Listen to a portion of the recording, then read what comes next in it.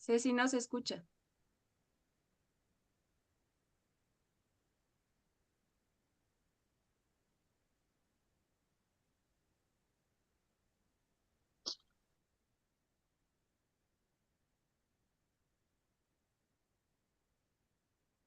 Morning, everyone. It is with great pleasure that I am here to launch this energy transition webinar, jointly organized by UMSA, Bolivia's largest university, and Robert Gordon University, which of course is a recognized Scottish university that specializes in the field of green hydrogen, which is the main topic of قائمة المشاهدة. event. I want to start off by thanking Professor Cecilia Soto, Senior Researcher of the Chemical School at UMSA, and Professor Mamdud Hossain, an expert and lead researcher at Robert Gordon, for coordinating and making this webinar happen.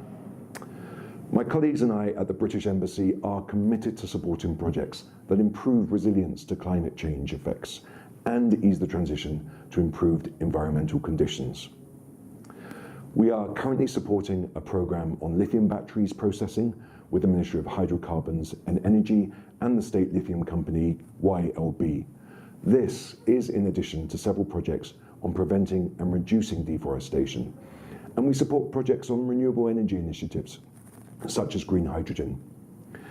Today's event is the result of a previous seminar on green hydrogen that was promoted and organized by my embassy in May when we hosted Professor Hossain in La Paz. He enlightened us with his expertise and knowledge on green hydrogen and the possibilities of implementing green-friendly policies here in Bolivia. This idea was then taken forward by Professor Cecilia Soto from UMSA, and here we are now ready for the next step on our road to energy transition. I was very happy to see that in the webinar program, we have speakers from the UK as well as from Bolivia, and both teams of researchers from UMSA and Robert Gordon, who will jointly share their knowledge and experience for the benefit of you all today. I send a very warm welcome to you all, and of course to all of the distinguished groups of speakers, and wish you all a very productive and enriching morning. I will now pass over to Patricia Llanos, who is leading today's event. Thank you. Thank you very much to Ambassador Richard Peter for these words. So as we said, we are going to start our presentations with our professional speakers, experts on what they are working on. So our first speaker.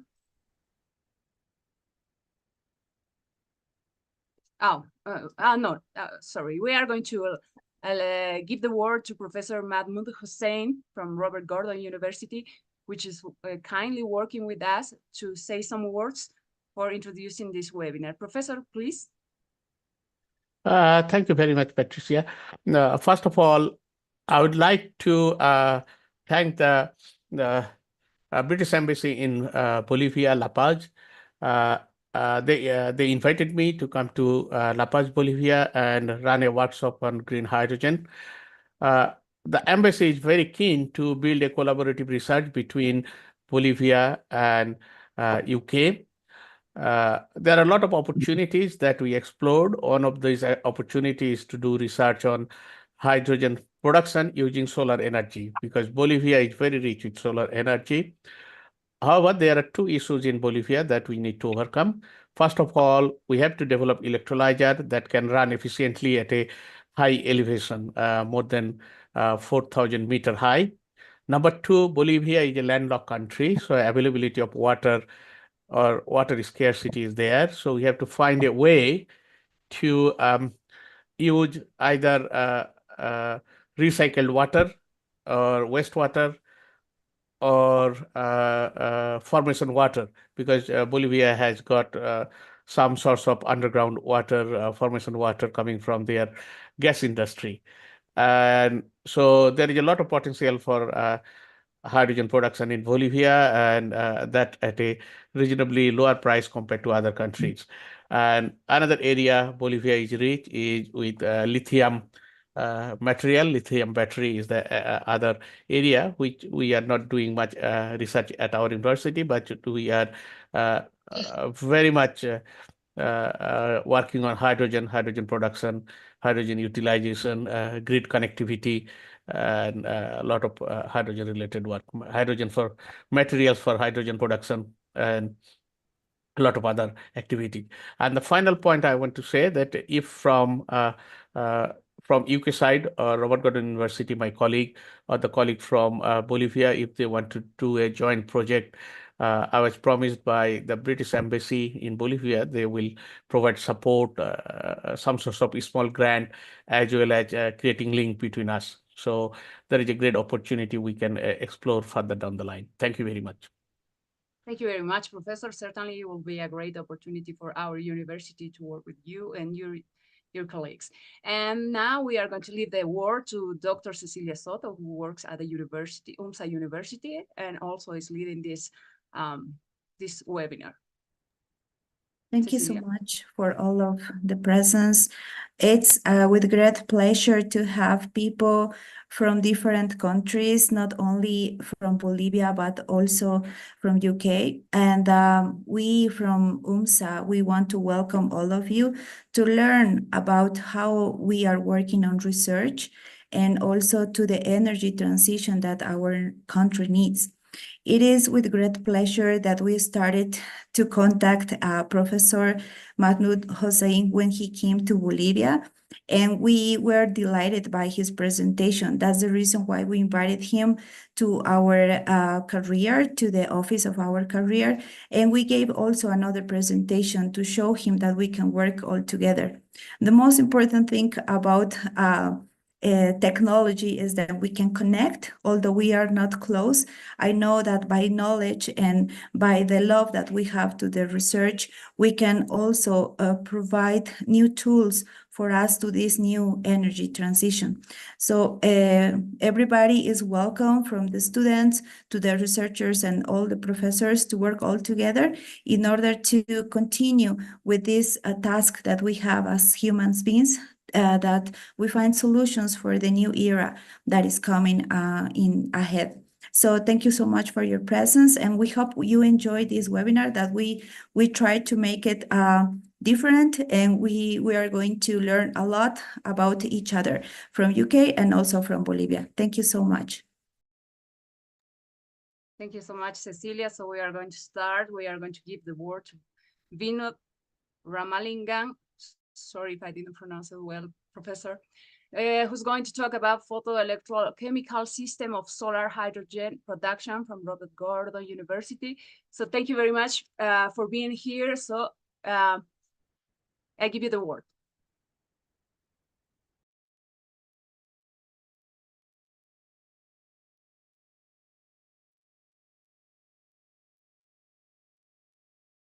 Hello, everyone. I hope you can see the slides and hear me well. Yeah, very well. Yes, Vinod, thank you. Yeah, thank you. Thank you, Professor Mahmoud and Patricia, for this opportunity to present some of our research in this webinar.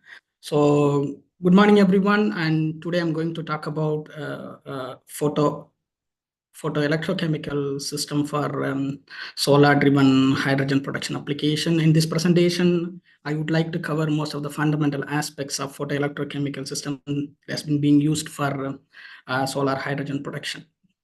Here is an outline. I would like to start with an overview about the world energy supply and the projected energy demand. And then I'll move on to what are the sustainable pathways that we can use to produce solar hydrogen. There are three major technologies, which is photocatalytic, photoelectrochemical, and photovoltaic powered electrolysis process. And then I'll move on to why particularly photoelectrochemical hydrogen production is important. And in that one, I cover what are the basic and fundamentals of PEC system and what are the major challenges that we are facing today to in PEC, and how we can use various strategies to enhance the performance, and finally conclusions and outlook. Let me start with the world energy supply by various sources. If you look at this graph here, most of the energy supplies come from coal, gas, which is, as we know, it's a fossil fuel energy resources. And what we are interested here is the other renewable, which is, you can see there is a slit over the top. And which is really important to use renewable energy resources to help support our future net zero and sustainable energy transition goals. Particularly the energy supply from other renewables has increased over the decade, and it has increased from 1 to 2% now. So we need to make use of renewable energy resources to support our energy demand. As we all know, energy demands are increasing rapidly over the years. Here, if you look at the average energy use in 2001, which was 13.5 terawatt, and it has increased up to 18 terawatt in 2012. And the projected energy demand by 2050 is 27 terawatt. These numbers are predicted by the authors from this paper, which clearly shows that energy demands are increasing rapidly due to the increasing human population and energy consumption. We need to potentially, find the renewable energy resources to minimize the carbon emission, and parallelly, we need to support our energy needs. This is where the renewable energy resources comes in and will play a major role. And if you see, there are different renewable energy resources that we can get the energy supply. For example, if you see the river hydroelectric all over the world, which is 7 terawatt, but we don't want to put dam all over the river to extract all the energy, but we can use some part of this energy to support our demand. And the biomass, it's a 7 terawatt again, but again, we don't want to use all the biomass that animals wants to eat. And we can make use of some portion from this energy to meet our demand. Again, geothermal, we get the energy from the surface of the earth. And then the wind is one of the major resources that again, but we can't completely use wind to extract all the energy. It's an expensive process to put wind turbine everywhere to get this energy. But finally, we have a solar, which is tremendous energy that we receive every day. And the solar, we can get around 85,000 terawatt if we can able to utilize a very small portion of the solar energy. For example, let's say 0.06%, which is 50 terawatt, which is more than sufficient to meet the energy demand. This is what the energy that we need or gonna need end of this century. So solar has a huge potential to support our energy needs. Particularly, we can use solar energy to produce energy carrier like hydrogen. Hydrogen is considered as a potential future energy carrier. And hydrogen can be produced from a variety of sources, including water, fossil fuels, or biomass. We know that hydrogen has a very high energy density and low volumetric density, which makes it ideal as an energy carrier.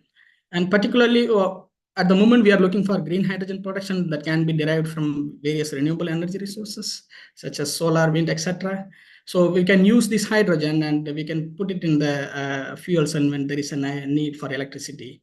So here in Aberdeen, most of our buses are powered by hydrogen.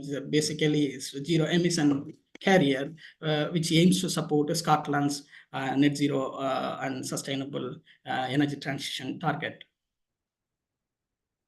So particularly the hydrogen production, we can produce hydrogen from different ways, but one of the potential technologies to produce hydrogen through water splitting or water electrolysis process.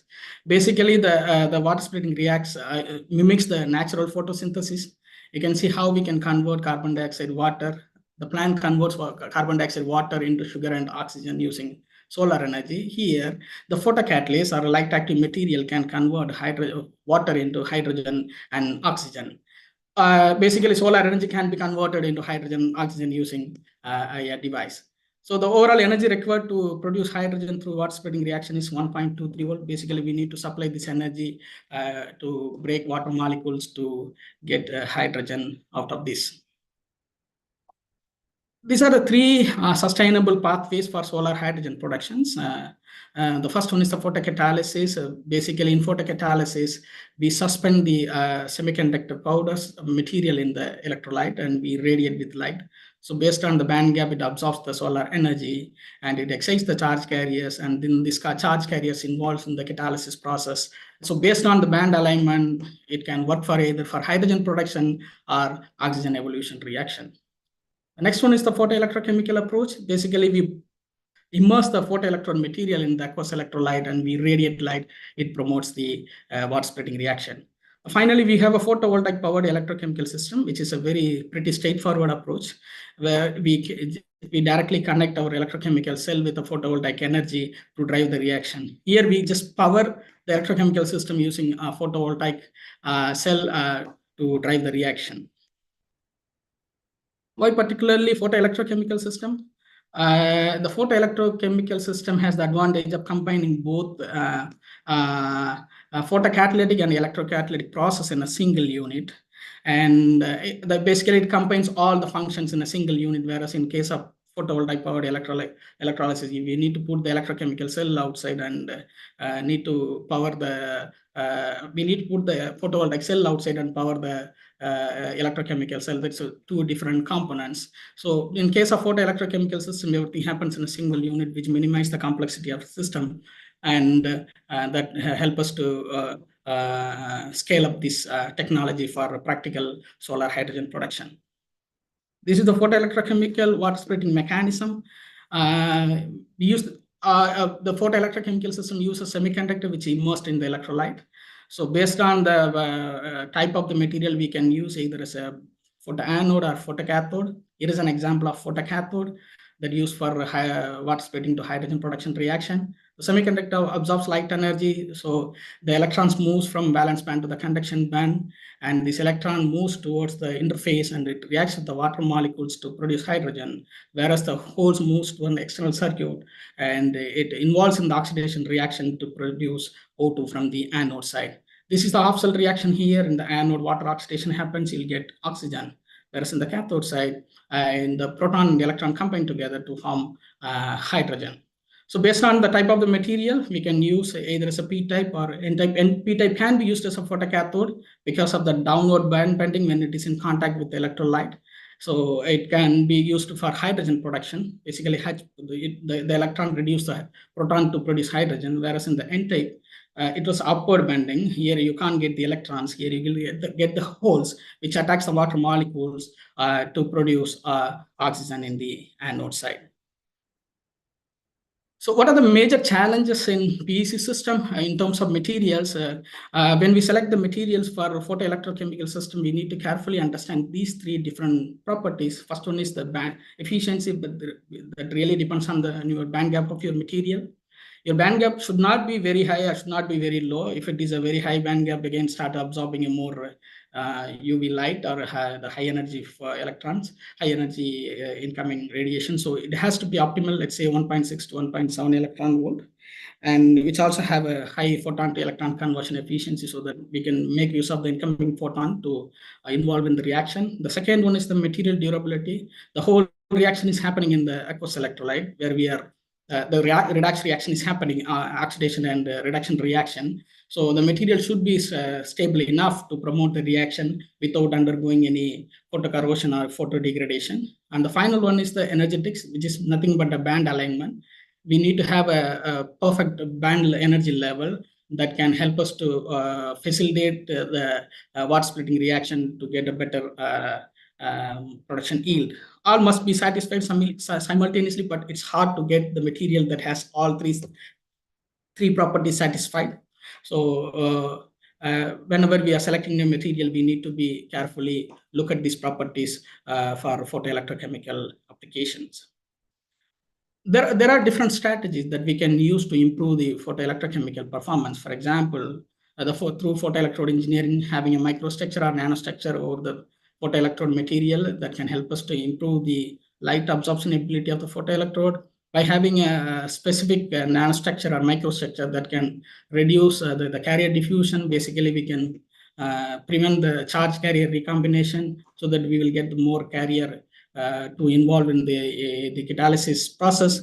And the second one is the production layers deposition. In addition to photoelectrode, we can put a thin layer which can protect the photoelectrode during the photoelectrochemical system that can basically improve the long-term stability of the photoelectrode. And third one is the integrating co-catalyst. Co-catalyst is nothing but an electrocatalyst. So some of the photoelectrodes are, it's a very good photoelectrode material, but in terms of catalysis, it has a very poor properties, let's say silicon. In that sense, we need to put an additional layer that helps to promote the reaction. Basically, it enhances the reaction rate and improve the selectivity. So these are the major strategies that we can use to improve the overall photoelectrochemical hydrogen production performance. I'll give one example in each section just to give us some idea about how we can do that. This one, I took the literature where you can see this author has fabricated flat surfaced bismuth vanadate, whereas the another one is a nanocone structure. And they have a nanocone structure, you see the absorption is better compared to the flat ones or the entire region. It means it has a multiple photons backscattering within the photoelectrode that enhances the overall absorption ability of the photoelectrode, as well as having this kind of unique structure can reduce the carrier transport path that can involve in the catalysis process. That's how they got a better performance compared to the flat surface. By having this kind of nanostructure, we can really improve the light harvesting ability of the photoelectrode, as well as we can improve the overall photoelectrochemical performance. The next one is the surface protection layers. As I mentioned earlier, the stability of the photoelectrodes remains an open challenge. We need to put the additional layers to improve the stability of photoelectrodes. This is an example here. You see, this is the unprotected silicon, and this is the TiO2 protected silicon.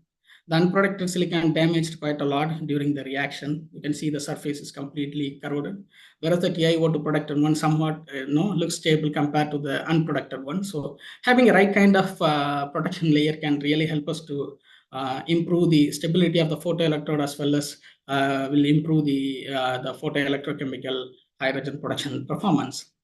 You can see the example here. This is the unprotected photoelectrodes, and within the first few hours, it lost its performance, whereas the TiO2 protected one has shown a quite stable performance over the time up to, like I can say, around 60 hours without any degradation. So this is one of our interesting project that I worked with the SABIC industry back in KAUST, where this project focused to develop a triple junction based photoelectrochemical system for water splitting reaction. Basically, this is a photoanode structure which we can use for oxygen evolution reaction. So we found something interesting during this project. Then we published this work as a viewpoint, and what we have done for that, we just took this triple junction photoelectrode, and without any protection layer, we just coated catalyst, and we test the photoelectrochemical water splitting performance. If you look at the current density and hydrogen production rate, it looks stable. Both you can see there is a hydrogen production as well as the current density are stable. And whereas when we started measuring the oxygen, there is no oxygen production at all. That means it's not a water splitting reaction. It's just a photocorrosion that we don't get any oxygen from our photoelectrode surface. Then to further take this project, we coated an atomic layer deposit, titanium layer, which is 40 nanometer TiO2. And we again repeated the same experiment. Again, we got the stable hydrogen production and current density. But when we started measuring the oxygen was stable for up to 1 or 2 hours, and then again it suddenly dropped. And even with the production layer, like the photoelectrodes are not stable. Finally, we put a thick layer of foil, titanium foil, which is PT catalyst coated Ti foil, and we performed the experiment again. We got a stable current density hydrogen production as well as same oxygen with a ratio of 2:1. Basically, when you split the water, you need to maintain the stoichiometry. You're getting 2 hydrogen molecule, 1 oxygen molecule. Otherwise, we can call it as a true water splitting reaction. Some people, they just report by just only measuring the hydrogen. That means it's not a true water splitting reaction. You need to measure both oxygen and hydrogen to make sure that you're really breaking the water molecules to get the hydrogen out of it. Here we have identified the photoelectrodes are completely degraded without the protection layer, and because of that photocorrosion, there is no any oxygen evolution.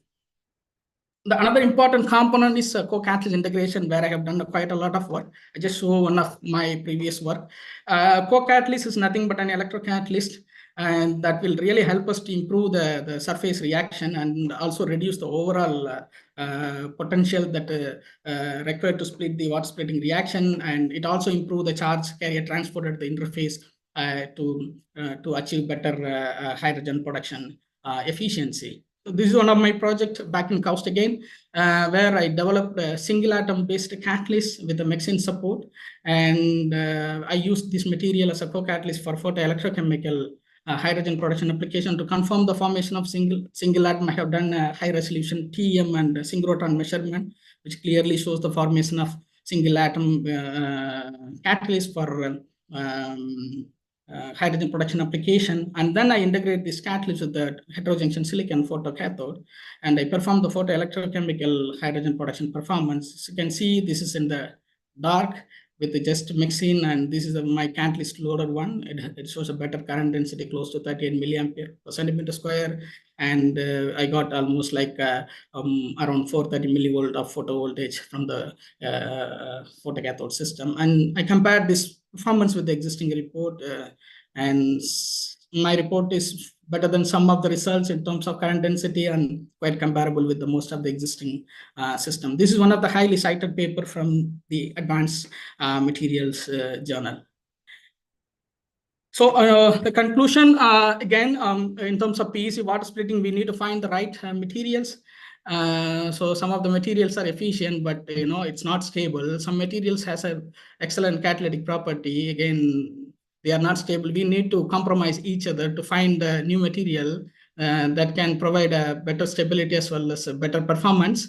And in terms of properties, we need to understand or keep in mind that these are the key things that always keep in mind in terms of selecting the material, particularly the band gap and the band edges, and what about the stability of the material, and what kind of co-catalyst material that we can integrate with the photoelectrochemical system to promote efficient hydrogen production reaction. Basically, we need to combine the theory, synthesis, and characterization testing group together to achieve the fundamental photoelectrochemical goals. To make this system competitive and practical, so there is a criteria. The solar to hydrogen should go about 10%, and the lifetime should be more than 10 years, which is very challenging. So this to achieve that, so we need to have a material development in parallel to scale up the system, and as well as we need to demonstrate this photoelectrochemical system in a large scale application. The another way is we can use a low-cost PEC system using a low-cost catalyst material as well as semiconducting material that has the potential to achieve future hydrogen production using photoelectrochemical system.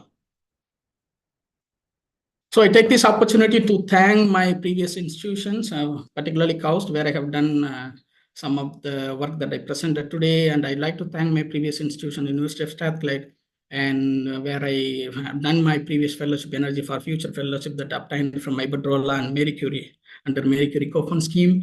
I would like to thank Robert Gordon University for this wonderful opportunity to present this work, where I'm currently working as a Chancellor's Fellow, developing a research group focused on solar-driven system for sustainable energy conversion application.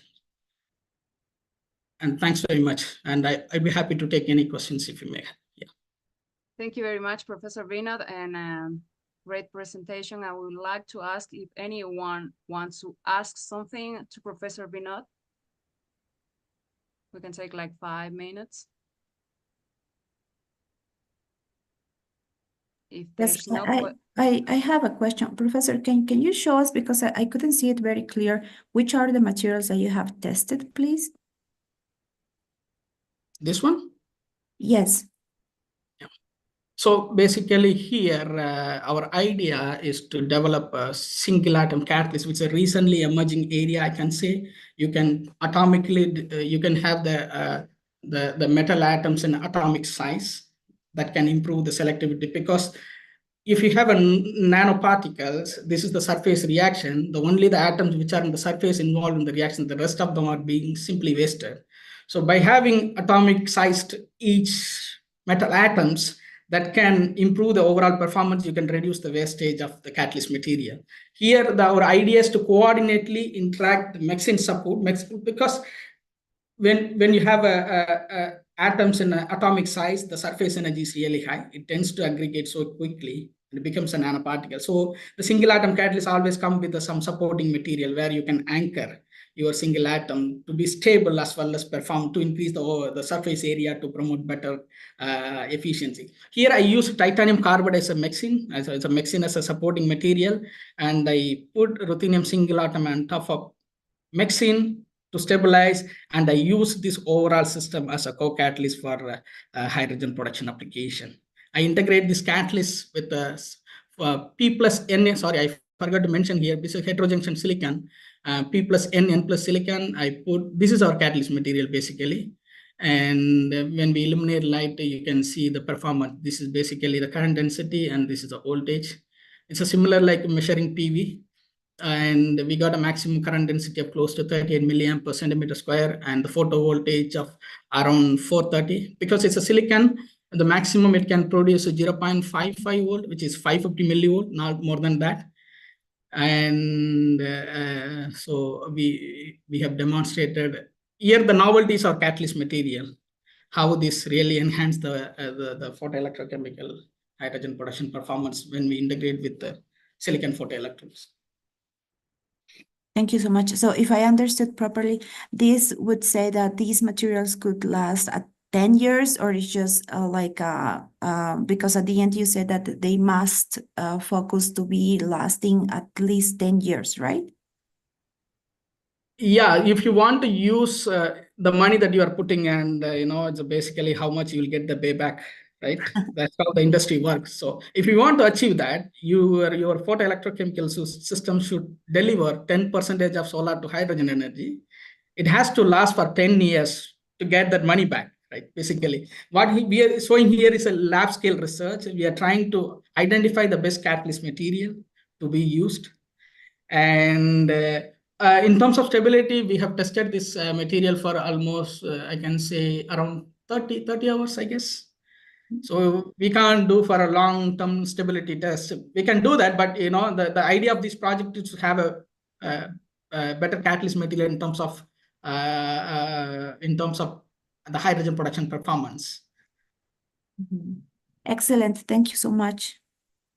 Thank you, Cecilia. Thank you, Dr. Vinod. Anyone else that have a question? Okay, so we are going to continue with the program. Let me introduce Soledad Chino from UMSA University. She's going to talk about bioethanol potentials to advance fuels and special chemicals. Please, Soledad, I'll give you the word.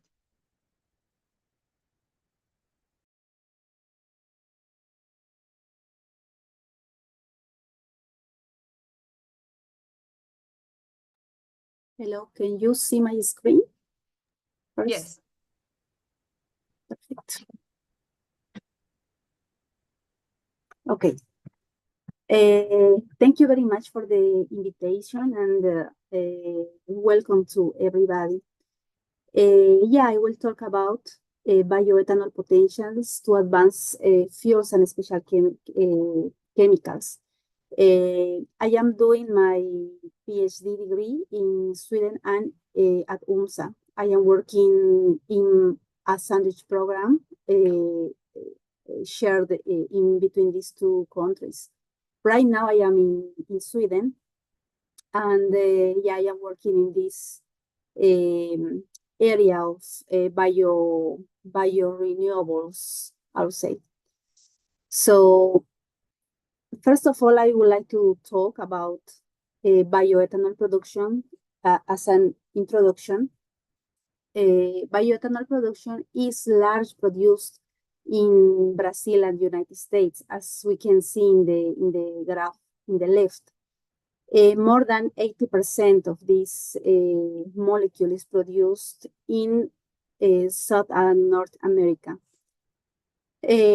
Regarding the rest of the world, and in the rest of the world, there are also important producers. Like, for example, in European Union, they are producing 5% of the global production of bioethanol or ethanol.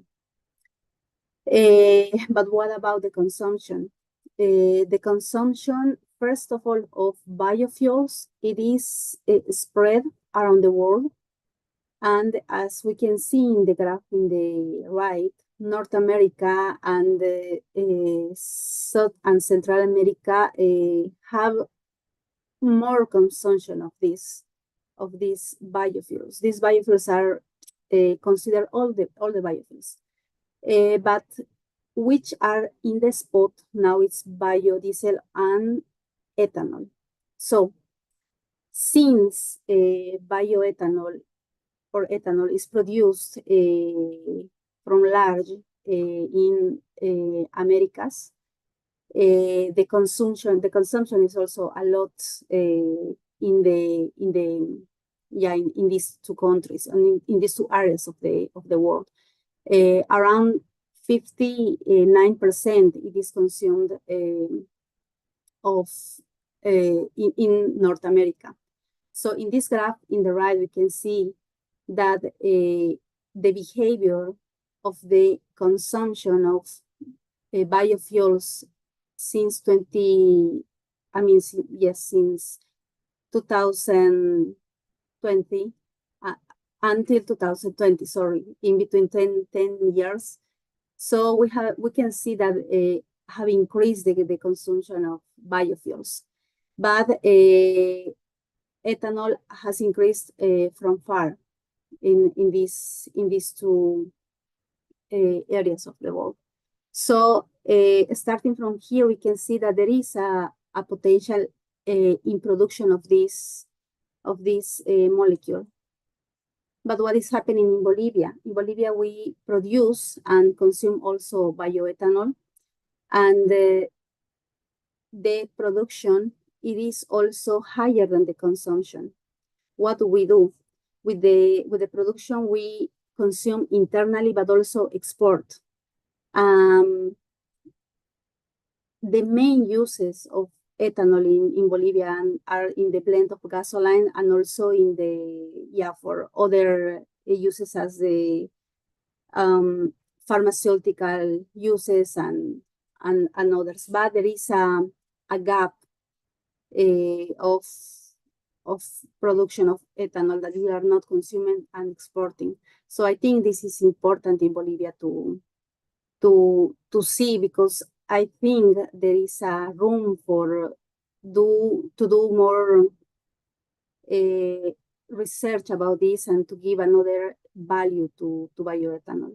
And that is about my research.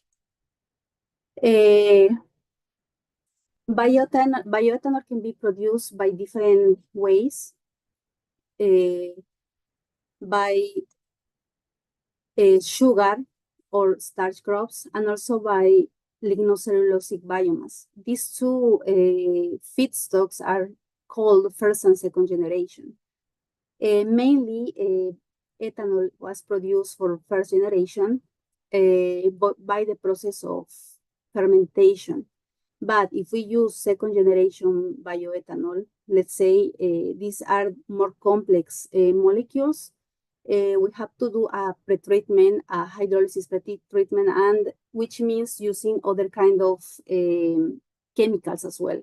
So, well, we can produce that, and these are the normal ways to produce bioethanol, and this is produced from biomass, and can be produced also another large alcohols. One thing important here is that the different raw matters of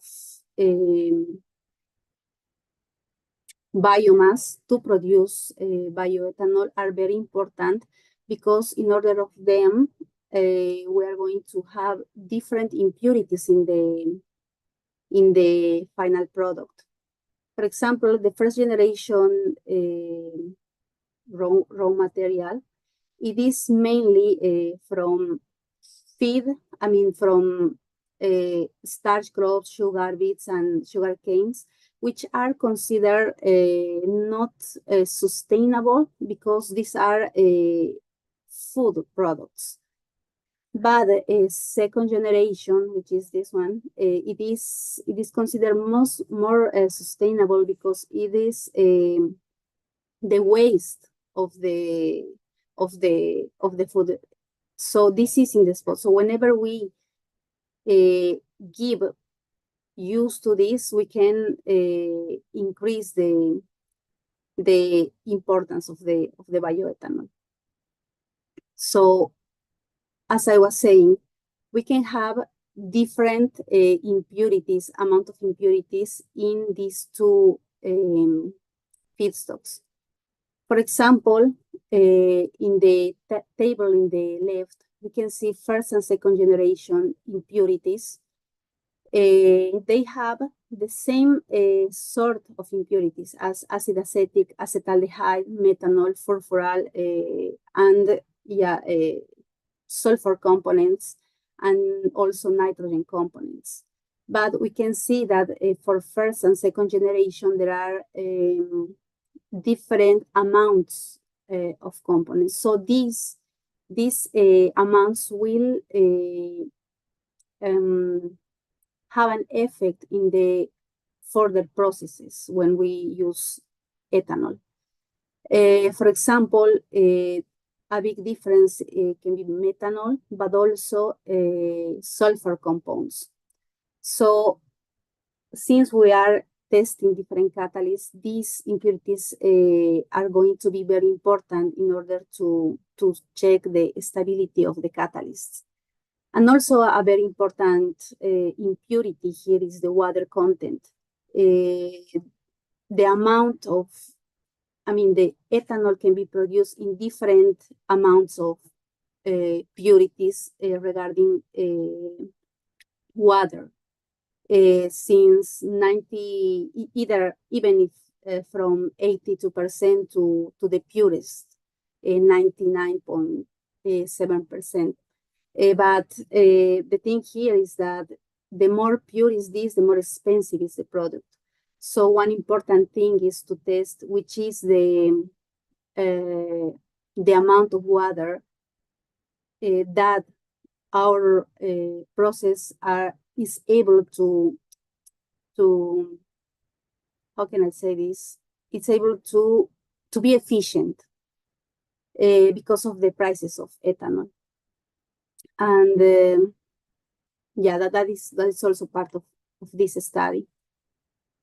And whenever we use bioethanol, we have different possible chemical reactions, such as the hydrogenation, oxygenation, dehydration, and oligomerization, which are the most important. From this, we can produce intermediate products as butadiene, ethane, aromatics, propane, acetaldehyde, and others, and also large hydrocarbons, which means that we have the opportunity to produce biofuels and also intermediate products to produce other pharmaceutical products, special chemicals. And how we can do this? By different processes, as it was in the last slide, as the hydration and the hydrogenation, which are the most important chemical reactions. One thing here, first, it is that ethanol is also used. The record was stopped. The ethanol can be used directly to the fuels, and also it is consumed, in other for other application directly. But the thing is that we want to give to ethanol another value by making it react in different reactions to produce, for example, ethylene, aldehydes, or higher hydrocarbons. And to produce at the end different kind of final products, which are can be polyethylene, jet fuels, other kind of plastics or polymers, but also pharmaceutical and cosmetic products. So these are actually the potentials of the ethanol, and what we are doing is testing different catalysts, heterogeneous catalysts, to produce these different chemicals. What is a catalyst? A catalyst will improve the selectivity of the product that we want, because as I show you in this slide, we can have different products.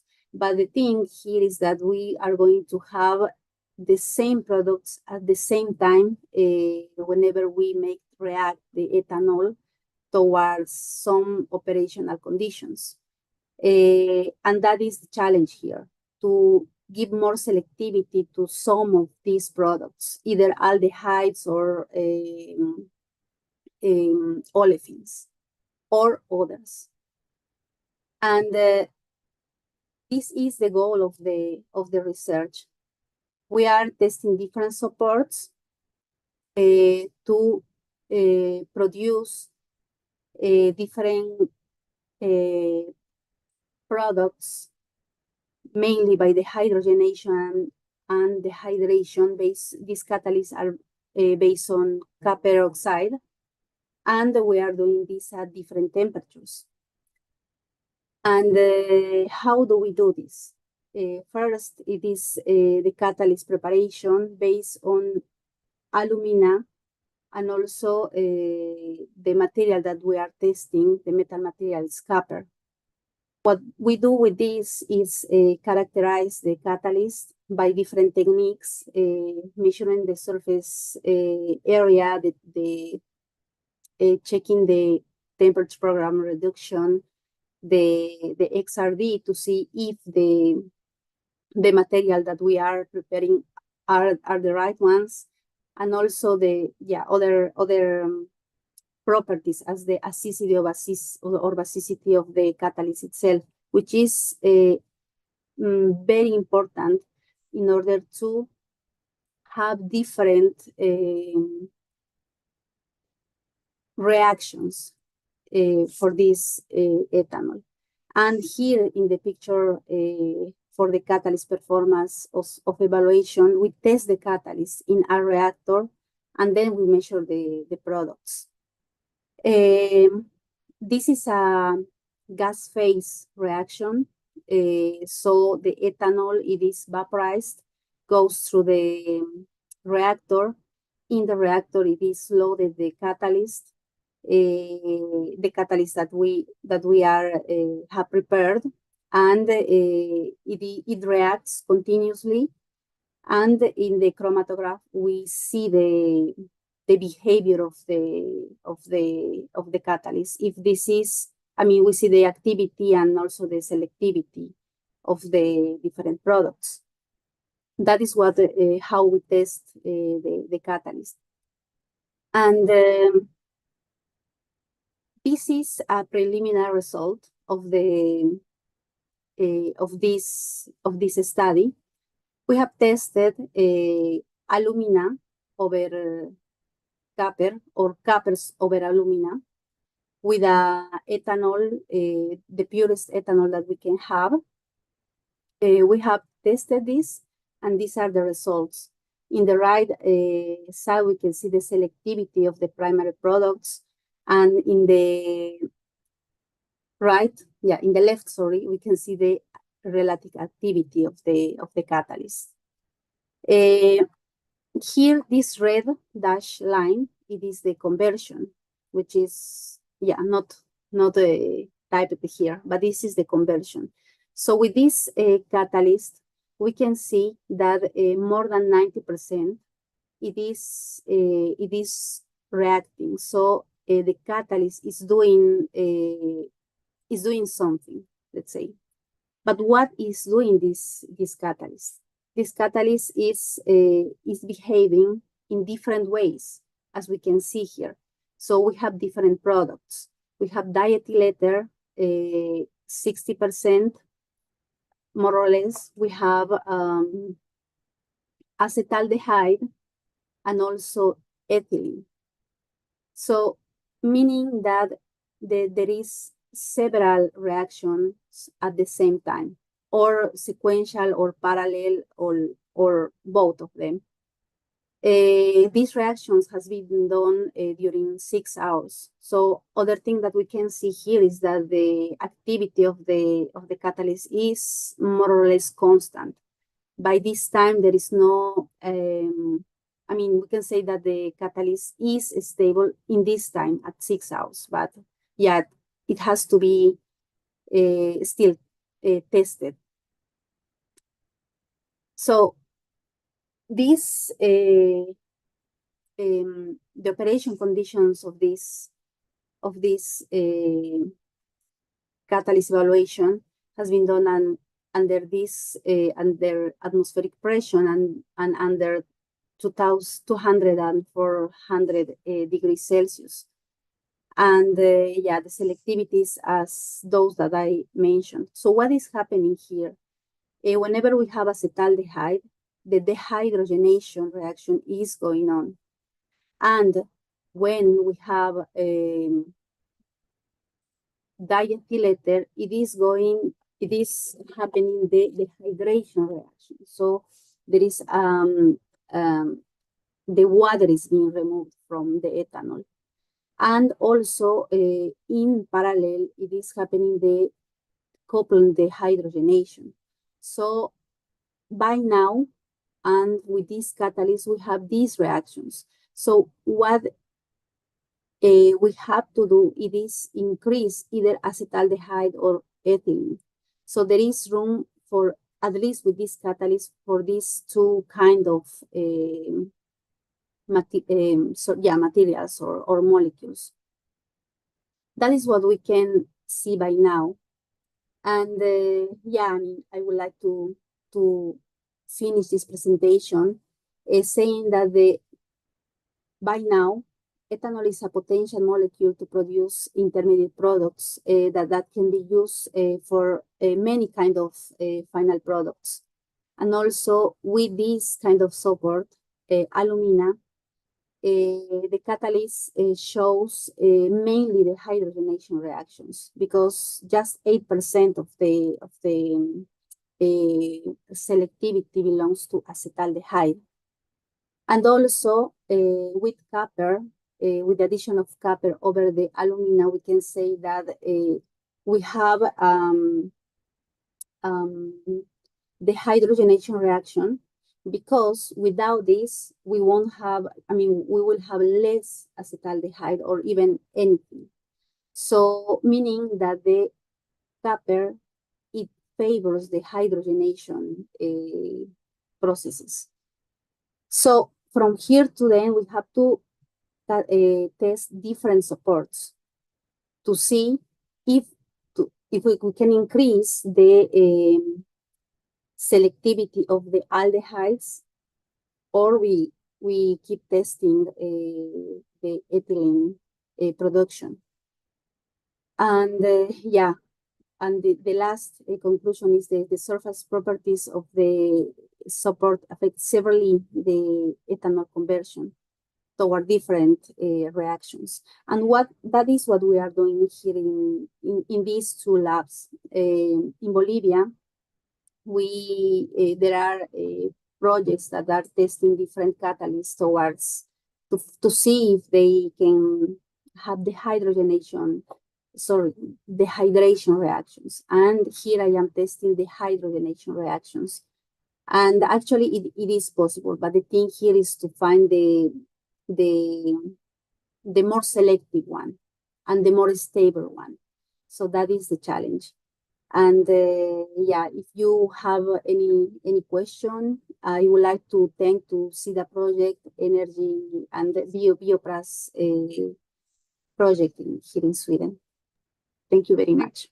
Thank you very much, Soledad. So if anyone has a quick question to keep on time of the program, we can do it now.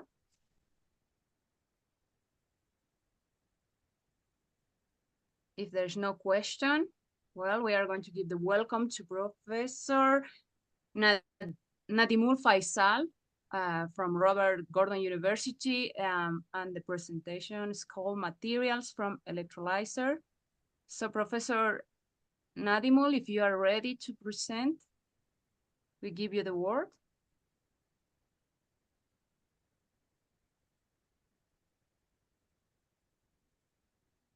Yes, thank you very much, Patricia.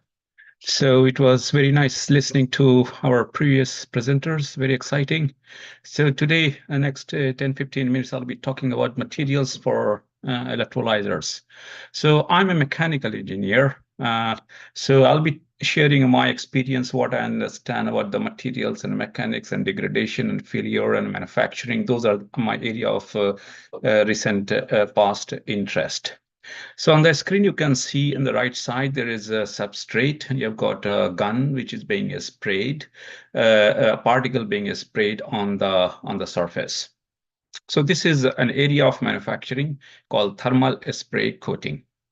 Now, using this technique, you can manufacture various composition of a layer on all sort of substrate, could be metal, composite, ceramic, glass, and so on. So it is very agile method. It is industrial method. Now, by changing various porous parameters, you can have porosity, thickness, and other material inclusion is possible through this route. So this is where I work most of the time.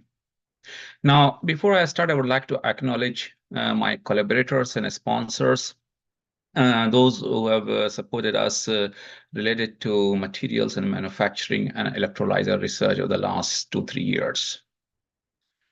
Now, you would know that UK government have plans. They have big plans. The plan is that we have a new vector of energy, which is hydrogen in this case.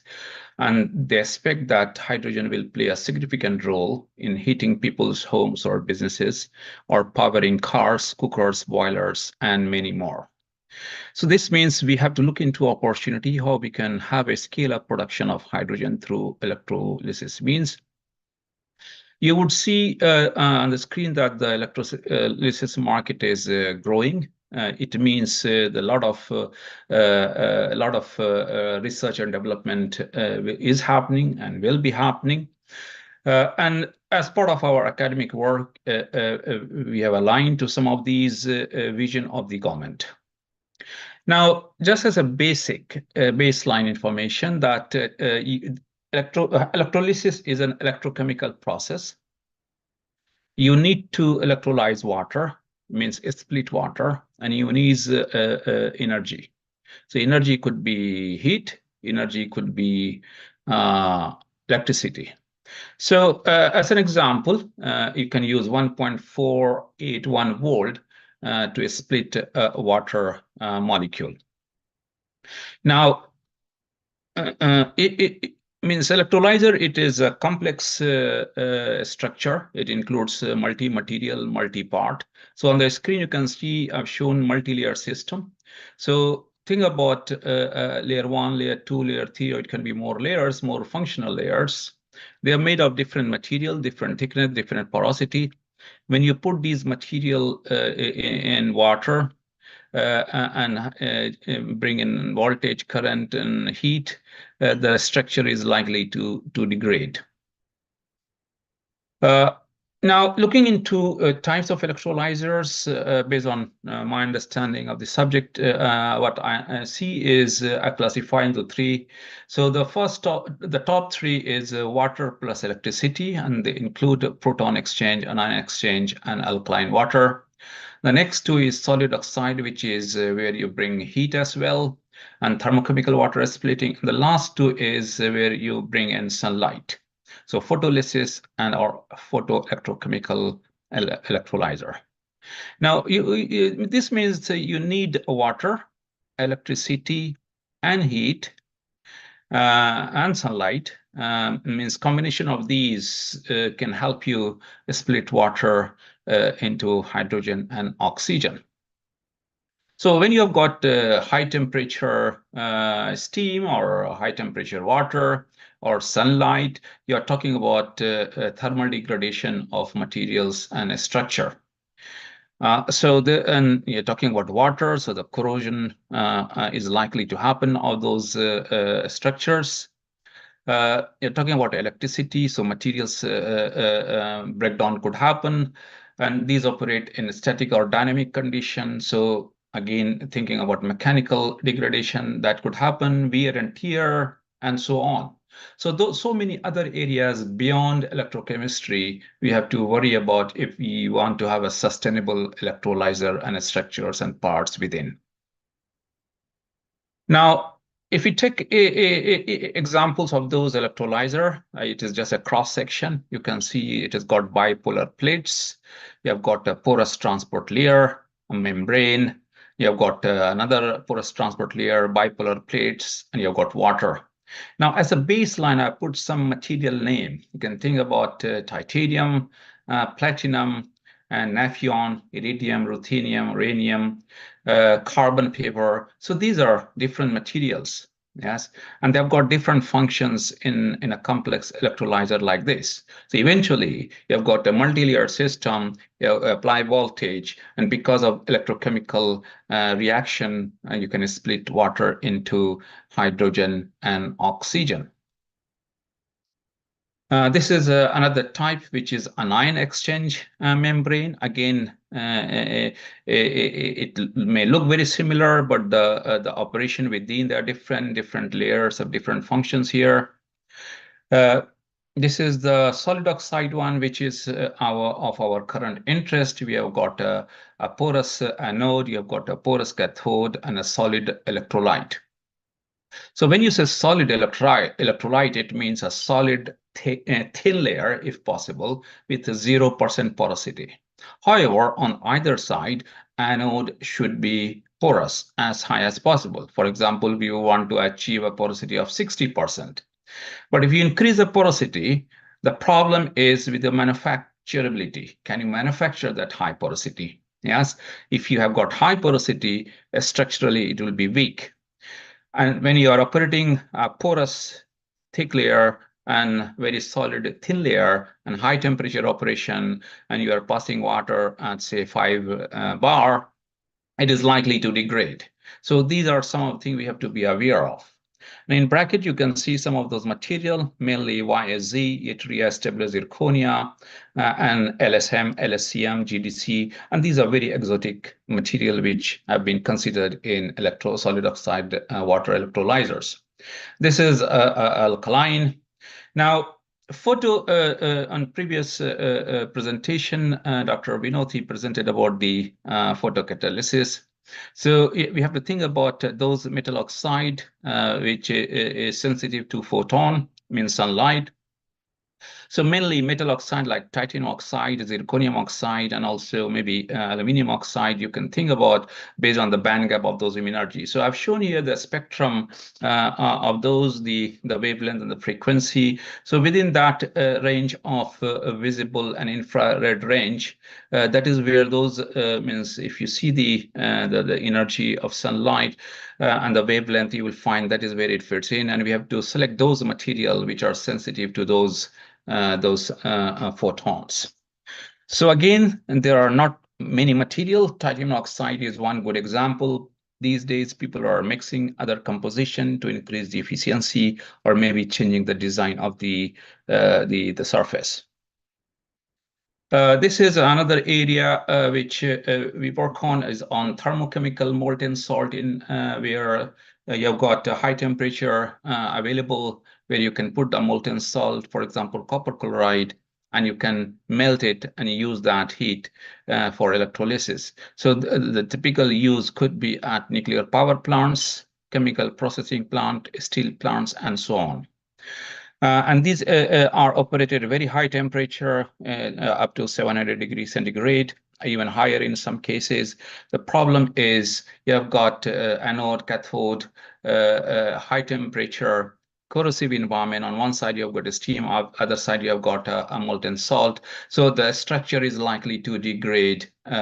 So the corrosion rate is very high in this application. So again, it is a challenge which has not been sorted yet. There's a lot of research going on currently. And this is a photoelectrochemical. On one side, you can see on anode side, you can have a surface which you can create, and that becomes your photoelectrochemical electrolyzer. Now, looking into at all cross sections, you will find that various electrolyzers have got various design, various material requirement, and various environment they are operating at. Now, this is an example which we are working on. You can see this is a cross-section view of a tube, a simple tube. And we have manufactured various layers. The cross-section of that tube, you can see this is your porous tube wall, like this thick. And you have got many layers. So the first one, you start with interconnect, then cathode functional layer. And these you can see as a cathode package. And it has to be highly porous, as thin as possible you can do. Now, the other layer on top in between is electrolyte, which has to be dense, but you can also bring in a double layer of different material. And then on top, you have got anode layer. Again, it will have a functional layer. And on top, you could have interconnect, and then you can create a meta surface. So meta surface adds to the surface area. So we have tested experimentally, and we are also doing simulation. We found out that if you have such meta surface on electrode, then your efficiency will be higher. Yes. So it is part of the research which is still in progress, but we have found a significant increase in the efficiency. Now, if you see the cross-section of the samples we manufactured, that is how it looks like. When you prepare the sample carefully and cut and polish carefully, you can see the different layers have got different porosity. Now, when you put all these complex material under in a furnace, because all these will be at high temperature, you will find there are different emissions happening from various layers. So that could help in many ways in terms of characterizing the material and looking into the sensitivity of different layers. Now, a little bit deeper within, you can see that, as I said, within porous anode layer, you would like to have as thin as possible. So if you go thinner, say 50 micron or less, using the technique we used and more than 30% porosity, that is still a limitation. So ideally, if you can have a 40%, 50%, even 60% porosity and 100 micron, that will be amazing. That will increase efficiency of our electrolyzer even more. Now, having solid electrolyte, we actually wanted 10 micron, but the manufacturing technique we deployed, it cannot do that then. So it was varying between 10 to 50 micron. But we did achieve less than 1% or nearly, you would say, 0% porosity. And similarly with cathode. Now, with the substrate, normally you would like to use a high temperature material, say steel, stainless steel, or titanium alloy, or even Hastelloy, a type of steel material. But again, manufacturing at 50% porosity is still a challenge. However, we were able to outsource from a supplier who could provide at high porosity with those thickness. Now, different material got different functions, and we tried various layers, and we were able to achieve the current density of 3.5 ampere per square centimeter in these work. So how do you manufacture a meta surface? It looks simple, but this is the first time we have deployed on electrolyzers, in any electrolyzers, in this case solid oxide. So what we did, we got the tube, and then we deposited the layer of cathode, electrolyte, and then anode, and top of anode. We put this mesh wire frame, and then did the deposition again, and that helped us to get this meta surface. So by having so, we were able to increase the surface area. Now, there are many different configuration or design of meta surface you can think about, but this opens an opportunity for further work.